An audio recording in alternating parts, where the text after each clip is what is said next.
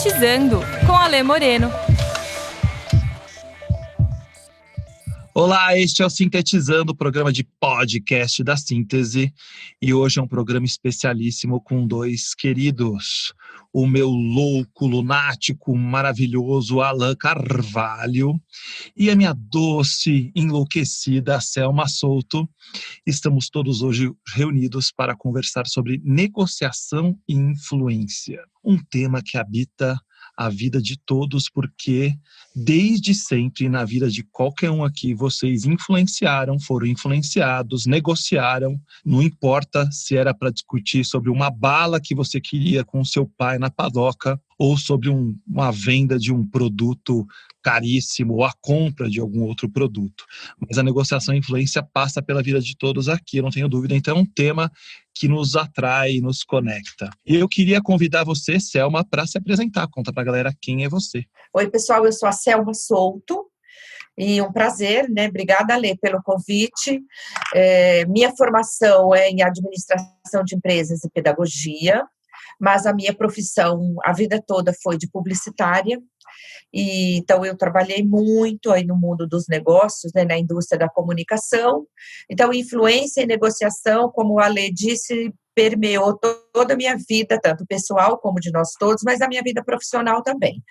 E hoje eu sou uma facilitadora de aprendizagem, dou treinamentos em company, em várias indústrias, e sou muito feliz com o que eu faço de ajudar as pessoas a trilhar aí um caminho de conhecimento, facilitando a forma como aprende. E a influência, nesse sentido, contribui muito, né? Porque um facilitador não deixa de exercer também uma capacidade aí de influenciar e, às vezes, até de negociar, né? Não sei o que o Alan e o meu colega de profissão também pensa, mas a gente continua usando muito, inclusive dando treinamentos no tema, né? Então é um grande prazer falar sobre esse tema tão cativante aqui, instigante com vocês. Espero contribuir nesses minutos de conversa. E você, meu caro Alan, quem é você? É uma excelente pergunta. Depende do interlocutor, a minha resposta depende do interlocutor. Mas aqui para o podcast eu vou dizer que eu sou um facilitador de treinamentos corporativos já desde 2000, há 20 anos. Comecei a minha carreira profissional em vendas, tive aí, e a minha carreira profissional começou muito cedo, com 15, 16 anos, então fui fazer a minha transição de carreira aos 26, então dos 16 aos 26 eu tive aí 10 anos no mercado de vendas, de representação, então tive um universo, uma história de negociação e influência, e eu trago essa história comigo, dentro de mim, para os processos de facilitação, né? Sou formado em administração, uma queda aí imensa pelo lado da filosofia e da teologia. E também sou faixa preta de Aikido. Mas Aikido, o que Aikido tem a ver com negociação? Tudo. Tem tudo a ver. Aliás, tudo tem a ver com tudo, né? Então já começa por aí. O que o Aikido tem a ver com negociação? Já fiquei curioso, agora já que você pegou esse ponto, já puxa a prosa aí. O Aikido tem a ver com negociação. Se você olhar a grosso modo, o Aikido é uma arte marcial. Uma arte marcial baseada em movimentos circulares e única e exclusivamente de defesa, né? Então, o Aikido fisicamente entra em ação quando todas as outras opções de negociação falharam. Quando a coisa tende para o violento, quando a coisa tende para a agressividade, e aí a proposta do Aikido é não devolver a agressividade com mais agressividade, não fomentar a agressividade com mais agressividade e simplesmente neutralizar a agressividade que você está recebendo. E aí ela tem todo um processo de analogia, né? Receber o movimento, entender a proposta do movimento do outro, redirecioná-lo, ou seja, tem as partes sutis aí do movimento e da energia, da troca. A arte marcial é troca, né? Então essa troca é negociação. Ô Selma, ouvindo a história da Aikido e da arte marcial, qual você, predominantemente na sua vida profissional, você lutou mais Aikido nas negociações ou foram lutas mais brutas, tipo um jiu-jitsu, sei lá o que, não sei, eu não conheço muito bem as lutas. Qual que habitava mais a sua vida? Ou era boxe mesmo? Então, interessante, né, o relato do Alain. E a gente que conhece ele bem, né, eu consigo imaginar qual era a modalidade que ele mais usava. Mas, para responder, Ale, eu, diferentemente do tempo de vida do Alain, eu tenho esse tempo todo que ele tem de vida, do nascimento até hoje, eu tenho de mercado de trabalho. Então, eu tenho experiências comigo, marcas assim que vieram de um tempo de gestão e de liderança até meio comando-controle ainda, né, que a gente fala muito hoje. Então, eu diria que eu tive todas essas experiências aí. Eu tive Aikido, eu tive Jiu-Jitsu, eu tive Mindfulness, eu tive todas essas modalidades dentro de processos de negociação e de influência. Porque depende muito de como você entende o seu interlocutor, né? O processo de negociação. Se você não está preparado, e eu não estava, durante muito tempo aí da minha vida de negociadora, porque eu comecei a trabalhar também muito jovem. E eu sou caçula de uma família de 16 irmãos. Então, eu nasci negociando e era na porrada a negociação. Cara, porque senão ninguém me escutava. Eu não tinha direito, sabe, no conselho de uma grande empresa, você tem assento e voz, quando você é um membro alto do conselho. Outros são membro mais ou menos, então você tem direito a assento, mas não tem direito à voz. Ou seja, você vai às reuniões de conselho e fica ali sentado, mas você não tem direito a falar. Então, na minha casa, eu tinha direito a apanhar, porque eu era caçula, então eu não tinha direito à voz. Quando eu queria algo, eu tinha que gritar. Daí, acho que não era o Aikido, né, do Alain, aí era o karate, aí era Aikido, né? Era quase o Aikido. Aikido. Então, eu tive todas essas experiências desde sempre, do pessoal ao profissional. Mas aprendi, de fato, o que é um processo de influência e entendi que, quando ele é baseado em armas mais sutis, né, como percepção, como entender a necessidade do outro, aliar isso com desejos pessoais seus e do outro, você está, de fato, num processo de influência.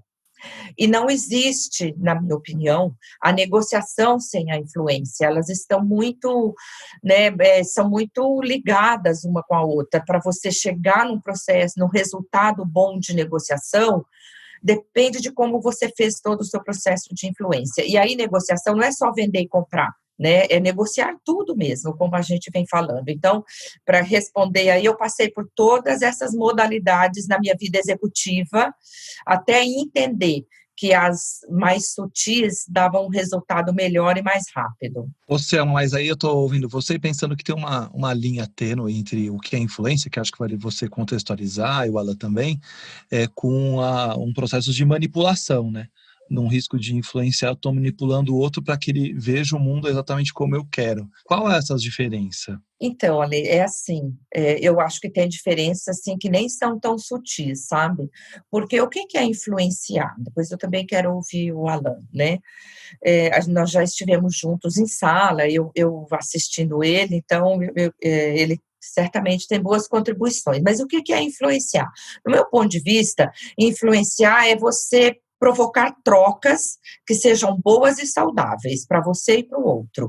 Então, isso implica em você cumprir ali uma jornada nesse processo, que ele pode durar minutos ou uma hora ou dias, que é você entender o outro e escutar o outro. Por outro lado, a manipulação é quando você pode até fazer essa jornada também, só que você, lá no final do processo, só você saiu ganhando.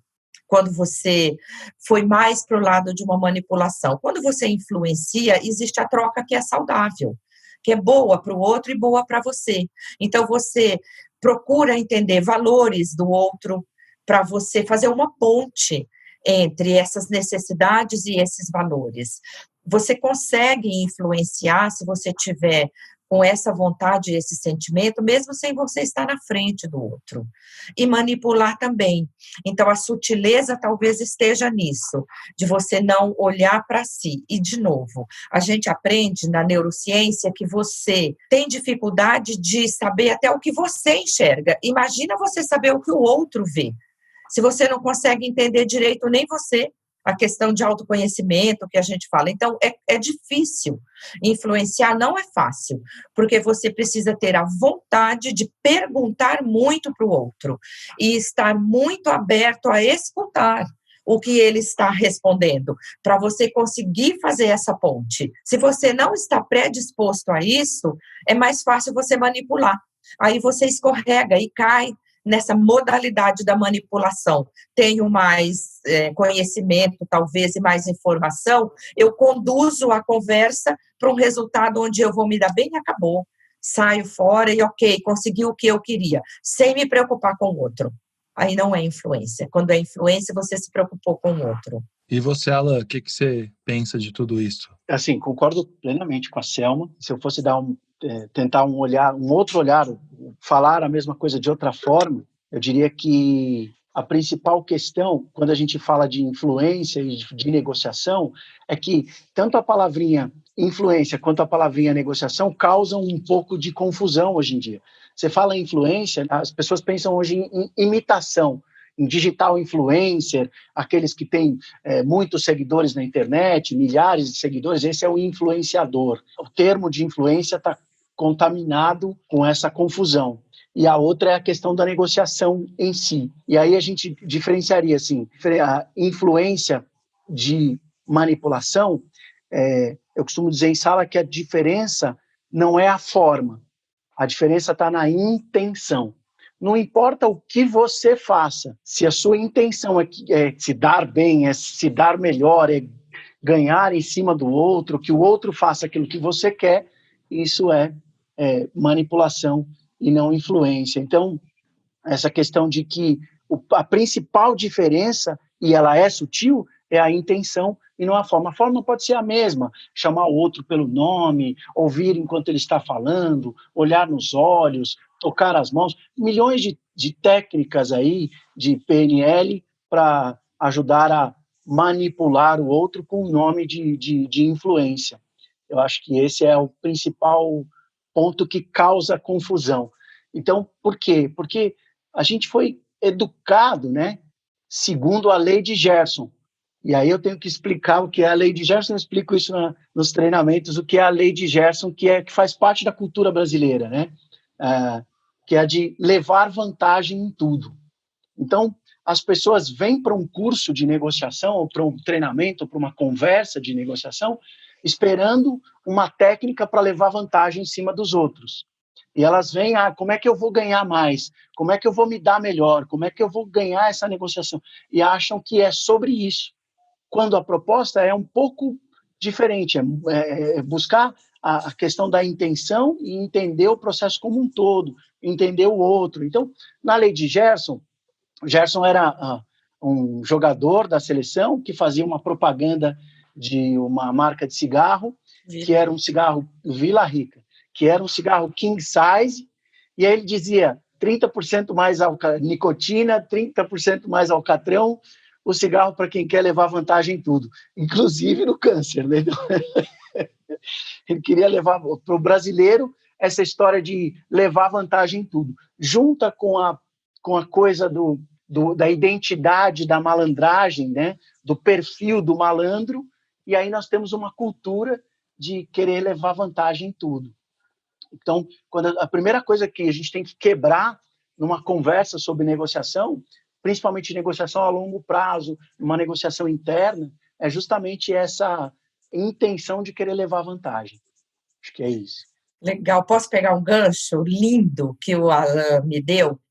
Eu adoro essa história do Gerson, porque eu, inclusive, via os comerciais dele, né? E ele tinha, né, aquele sotaque, ele fazia valer e custou bem caro, viu? Isso para a imagem dele, na época, custou caro mesmo, e ele era um tricampeão, né? Jogou na seleção de 1970 e ficou bem mal, e a gente ficou com essa pecha. Sabe, Alan, que uma vez numa turma de estagiários, eu contei essa história, paguei um mico, eles nunca tinham ouvido falar, porque eles eram novinhos, aí eu contei toda a história, se divertiram. Mas aí quando eu falo, vocês nunca ouviram seu pai, sua mãe falar assim, vai, Gerson? Já ouvi, eu falei, então, a história é essa.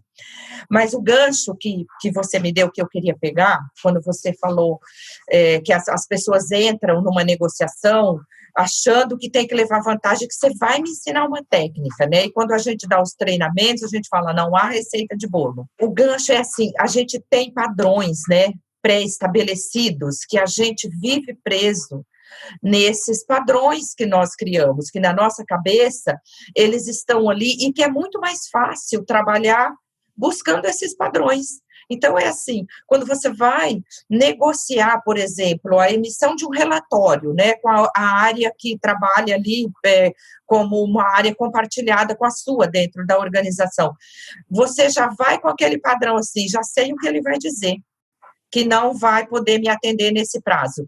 Então, esses padrões que a gente tem pré-estabelecido, o outro também tem. Lá vem esse daí, quer ver? Me pedir e falar que é urgente? Então, ficam as duas partes com os seus padrões. E esses filtros, a nossa cabeça, ela vai buscar esse filtro que é mais rápido. Só que, ao mesmo tempo, nós somos capazes de construir novos circuitos, né? De construir novos padrões. Só que a gente precisa estimular esses padrões. Então, a beleza de falar sobre influência para a gente que desses treinamentos está nisso, de nós jogarmos luz para estas pessoas de que é possível que elas estimulem a construção de um novo padrão. Lá vem a Selma me pedir um novo relatório. Vamos ver o que ela quer desta vez. Talvez eu consiga atender, mas para eu construir um novo padrão, eu preciso estimular. E como que eu estimulo? Ouvindo, perguntando, me preocupando com o outro. Senão, eu fico dentro. É mais fácil eu me buscar aquele padrão que eu tenho construído. E aí eu caio nessa coisa da vantagem, da receita pronta, né, da fala pronta. E os danos são tão incontáveis dentro de uma empresa, né, de qualidade do ambiente de trabalho, de tudo reflete isso. E quando você vai para um negócio, por exemplo, da área comercial, que o Alan trabalhou e eu também, muitos anos, é perda de negócio. Quer dizer, além da relação ficar desgastada, ainda perde receita para a empresa. E a empresa existe para uma razão, né, gente? Tem receita. A empresa é um ambiente que é artificial, ele foi criado para aquilo. A gente tem que ficar imbuído disso e fazê-lo, estimular que ele seja bom e agradável. E aí a capacidade de influenciar auxilia todos os níveis dentro de uma organização. Ouvindo vocês dois, muita gente, como vocês disseram, não sabe da lei de Gerson, mas a gente viveu ela de alguma forma, ou por influência das famílias, ou por uma questão cultural nacional, quase que isso, né?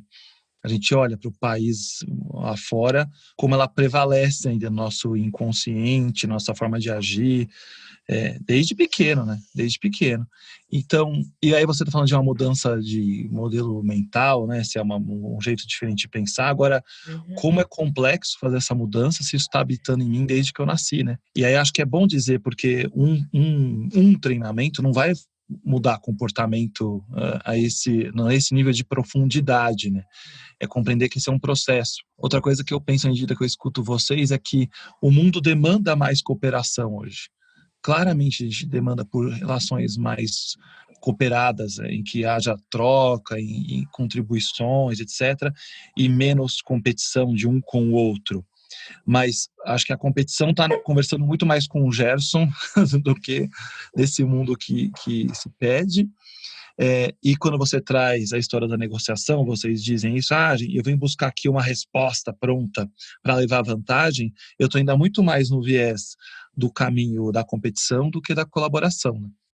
Eu queria ouvir vocês, estou trazendo essas dois dices aqui, é isso mesmo, Alan? Sem dúvida. Mas tem um outro detalhe ainda muito importante, que é um viés que é muito importante para a síntese, eu sei que é muito importante para você, Ale, que é o viés da educação. Por quê?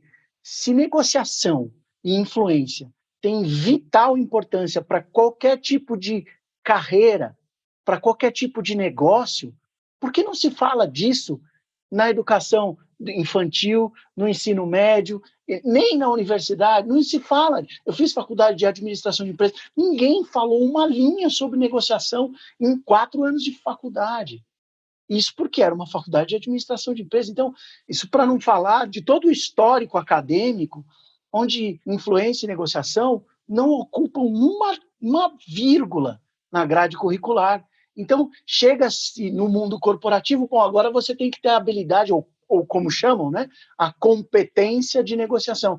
E onde ele adquiriu essa competência, se não ensinou, se não lhe foi ensinado, não lhe foi treinado, não lhe foi exigido, não lhe foi pedido, não lhe foi mostrado? De onde vem isso? Ô, Alan, eu acho que, na verdade, ele viveu isso tudo, só não deu nome para isso tudo, né? Porque na escola a gente negociou nota, a gente tentou negociar prazo, a gente tentou negociar um monte de coisa, negociou refeição, negociou na cantina, a gente fez 1000 tipos de negociações nesses ambientes, a gente só não sabia que isso era negociação. A gente está conversando no ambiente que eu entendo que a negociação, que considera o outro, passa pela colaboração, mas essas coisas todas passaram distante do mundo da escola também. Não, e assim, e hoje, eu ouvindo aí vocês, o preço é alto hoje que as organizações pagam, né? Tanto essa precariedade aí em encarar esses fatos, né? Como processos mesmo, desde a nossa infância, quando a gente negociava com a mãe quanto tempo podia ficar na rua brincando, quando ela queria que você entrasse às 5 da tarde, você queria ficar mais 1 hora, tudo isso a gente estava negociando, né, do nosso jeito, com as nossas técnicas, a gente estava negociando e ela conosco.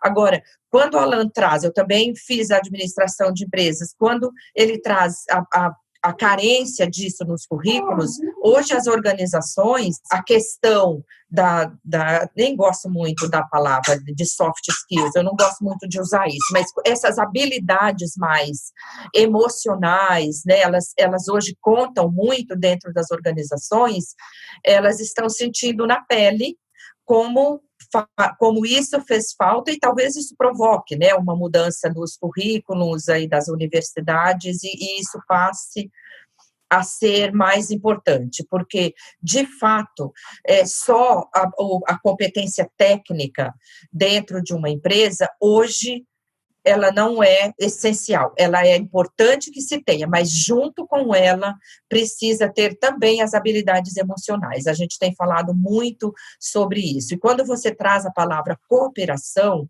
tem que partir muito da liderança dentro das organizações, né? Porque liderar é influenciar, e influenciar é trabalhar com cooperação.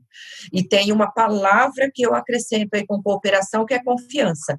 Se não existe a confiança, não existe a possibilidade de uma influência saudável, com bons resultados. O Alan falou aí no começo da nossa conversa sobre, quando ele falou de influência, a questão, não só a questão do Gerson, a questão de levar vantagem, mas a questão das pessoas se conectarem. A influência, ela tem que ter conexão, cooperação e confiança. O Alan falou que hoje a gente fala que influenciar, as pessoas entendem muito como uma imitação do outro, né? Porque assiste os influenciadores nas redes digitais e quero fazer igual a ele. Então, o nome, na minha opinião, é infeliz, isso não é influenciar, né? Quando você influencia, você confia naquela pessoa e você passa confiança. Eu não estou dando uma ordem, eu estou dizendo faça como eu faço. Um processo de influência eu faço assim, como você faz? Tem um meio do caminho que a gente pode fazer. E juntos a gente pode criar uma conexão. Então, esta influência conectada, ela faz com que essa ponte aconteça com todos os processos aí de negociação e de tudo, de liderança. Isso é extremamente importante. E todos somos capazes de influenciar. Todos. Eu fico ouvindo vocês dois e queria trazer para outro lugar, porque talvez tenha gente nos escutando agora e pensando assim, isso tudo é muito lindo, cooperar, mas eu tenho um monte de meta para bater, tenho um chefe no meu pescoço e tenho que entregar resultado. E aí, como eu negocio com toda essa pressão e com todo esse cenário que está ao meu entorno, tendo que, vocês já falaram isso aqui, trazer resultados para a companhia. Que negociação é essa nesse ambiente extremamente competitivo e com equipes comerciais que competem entre elas o tempo inteiro para atingir resultados de uma organização que também compete o tempo todo com outras organizações? Eu acho que o foco principal aí é, assim, pensar que, mesmo quando eu penso que não estou negociando, eu estou negociando comigo. E um bom negociador interno é aquele que tem autoconfiança. Aliás, confiança que foi falado super bem num outro podcast da Síntese pela Regina e pela Marina,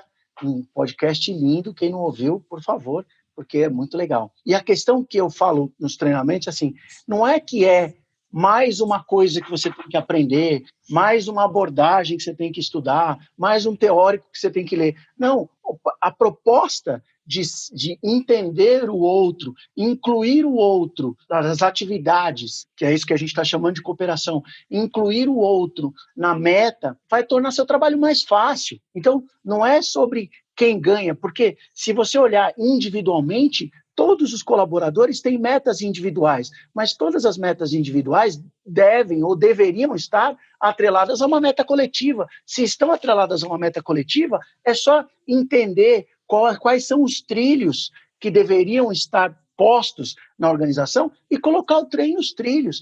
Tudo seria mais fácil. Não teria que ser assim, eu tenho que negociar com a outra área para ter uma parte maior do budget, ou eu teria que negociar com a outra área para ter um prazo maior, porque a minha área é mais difícil que a do outro.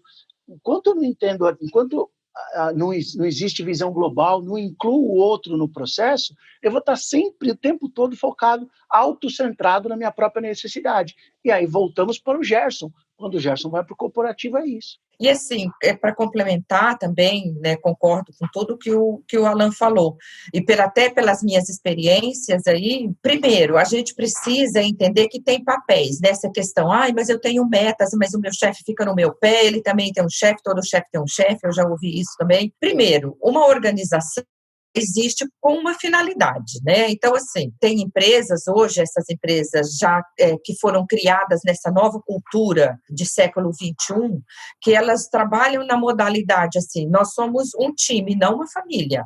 Família é a sua, lá da sua casa.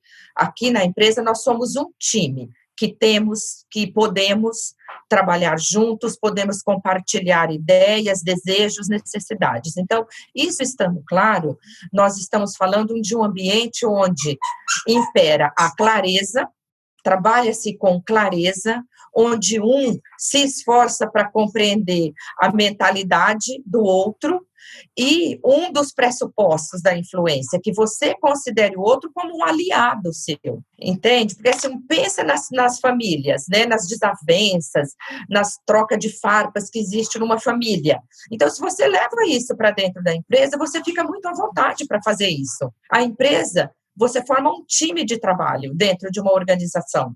E dentro de um time de trabalho tem que imperar confiança, respeito, condições de você compreender, se conectar com o outro, para que você não ache que você tem que ser melhor e que você pode passar por cima do outro. Você pode até querer ter resultados melhores que o dele, mas a forma como você vai fazer esse trabalho e como que você vai deixar o outro se sentir, aí é que está a questão.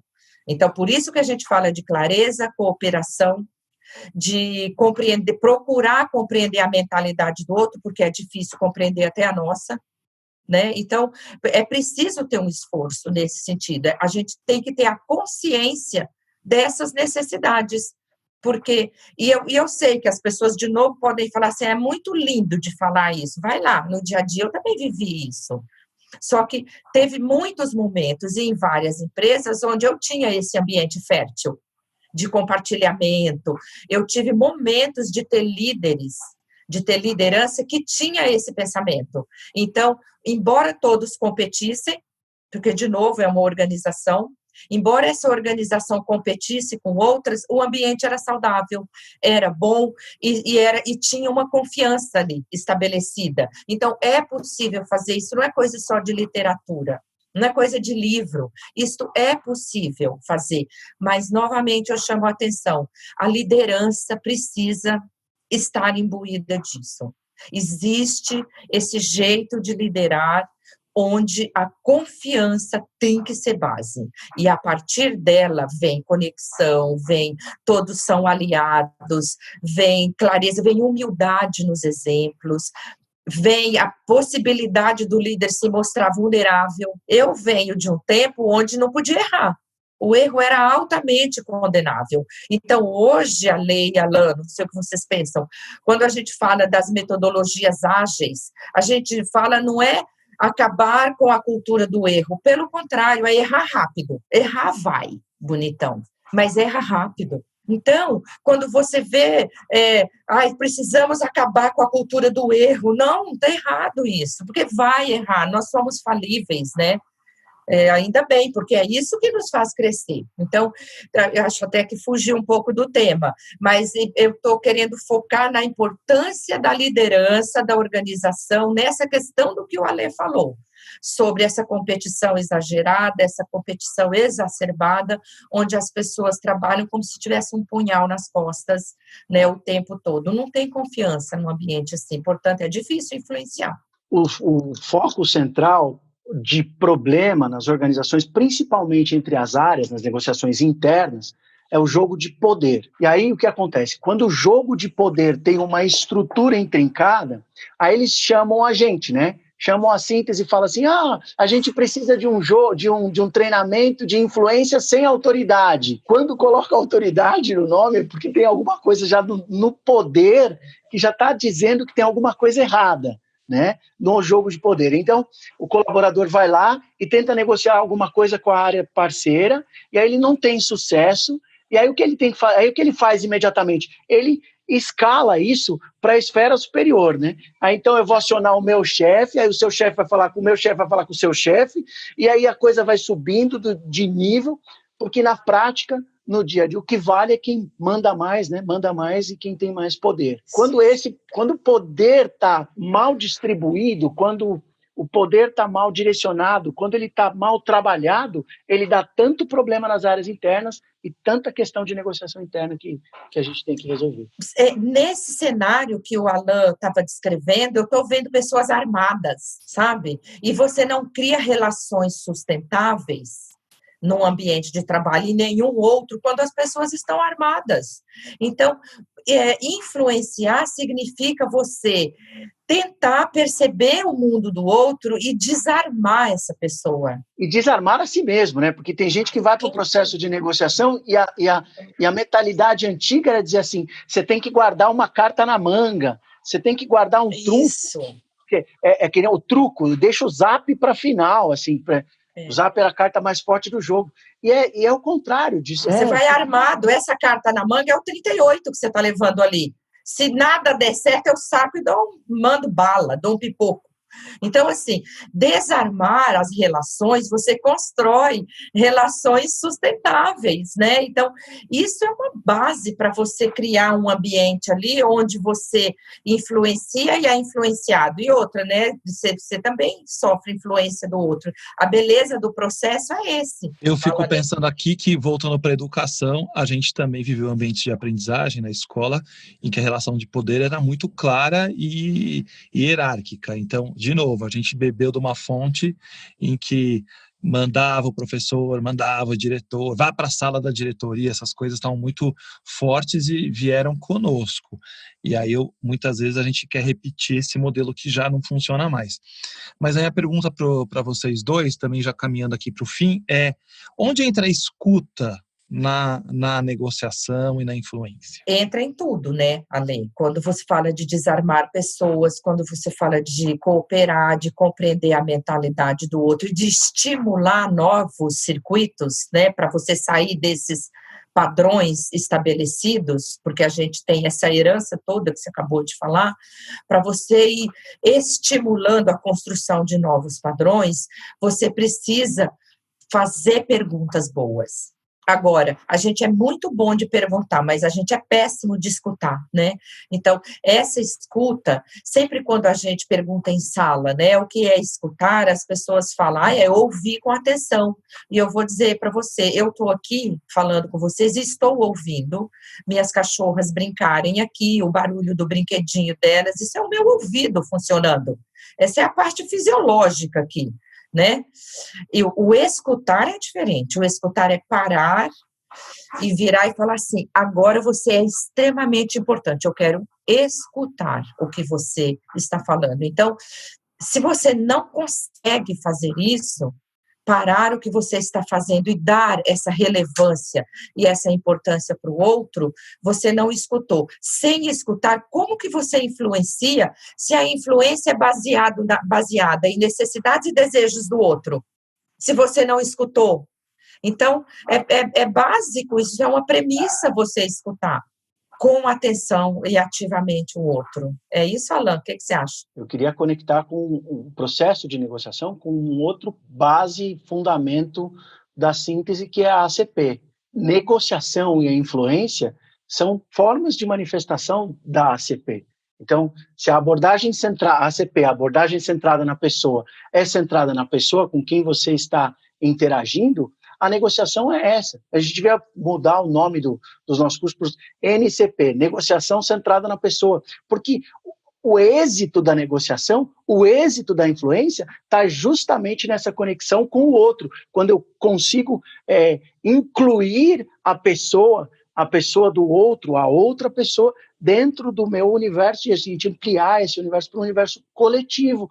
E aí a gente volta para a questão da cooperação, quer dizer, a ACP é fundamentalmente negociação e influência, de uma forma que, da maneira que eu entro no universo do outro, e quando eu entro no universo do outro, com empatia, sentindo a dor dele, quando eu entro no universo do outro, congruente com os meus próprios sentimentos, os meus próprios desejos, meus próprios objetivos, não tem como dar errado, confiando no processo de evolução coletiva, junto, né, de que todo mundo está buscando o melhor para si, de que está todo mundo buscando o melhor para si mesmo.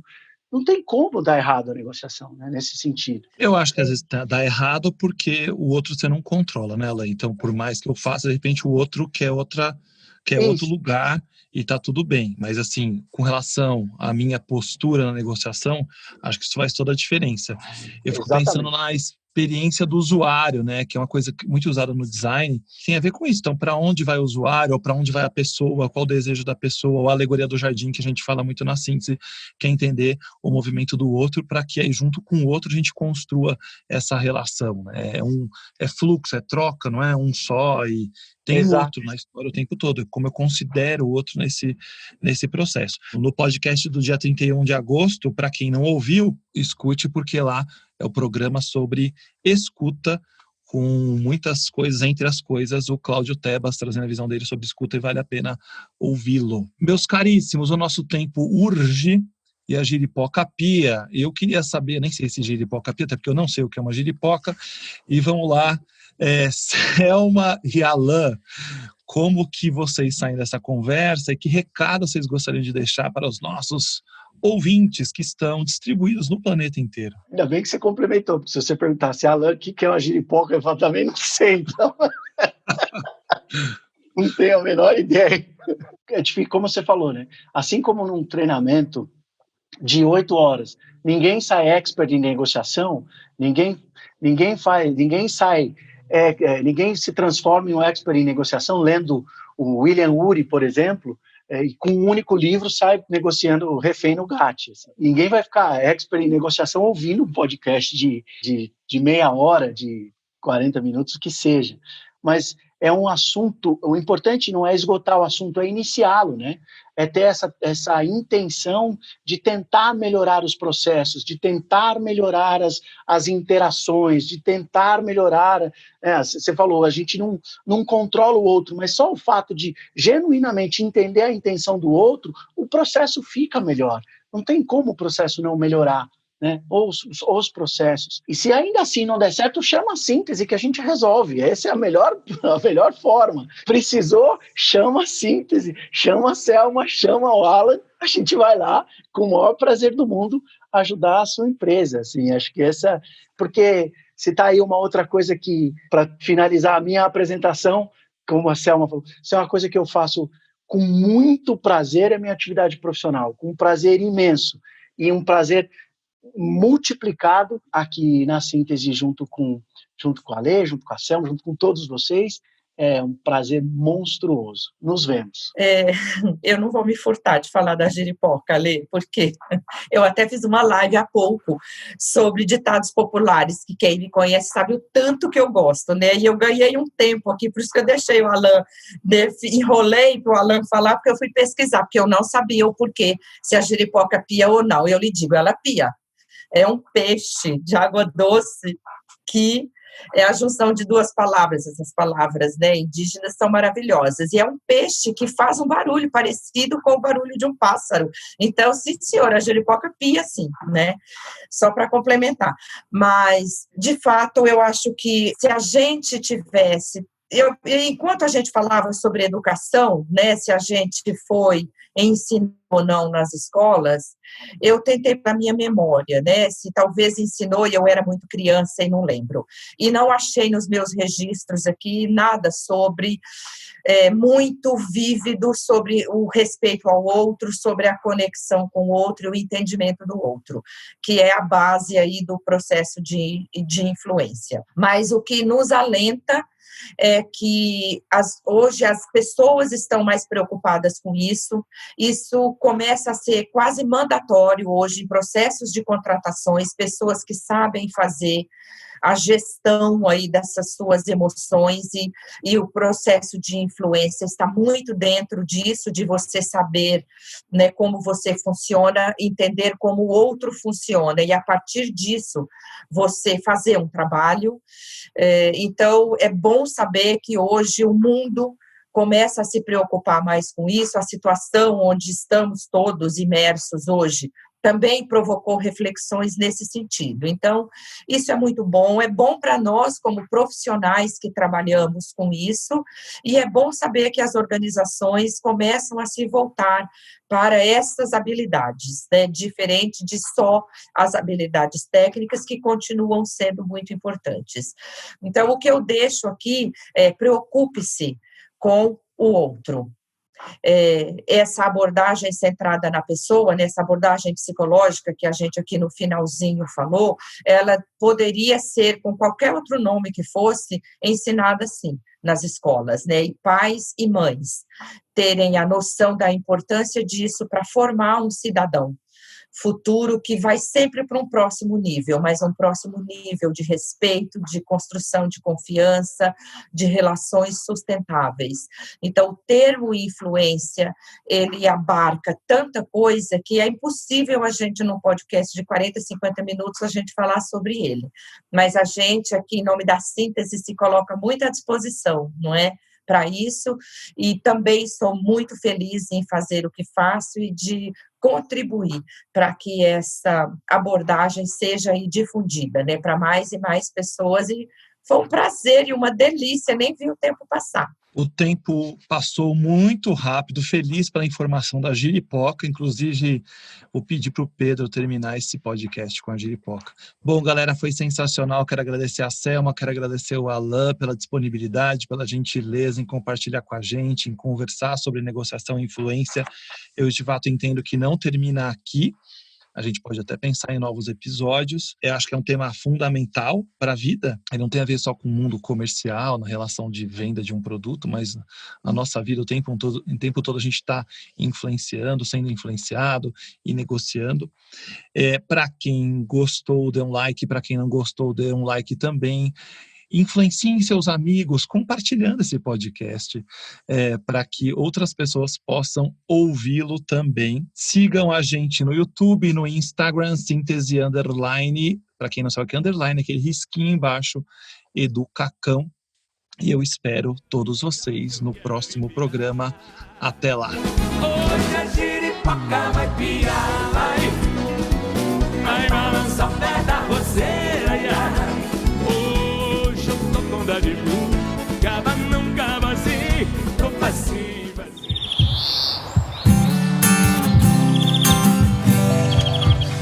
Sintetizando com Alê Moreno.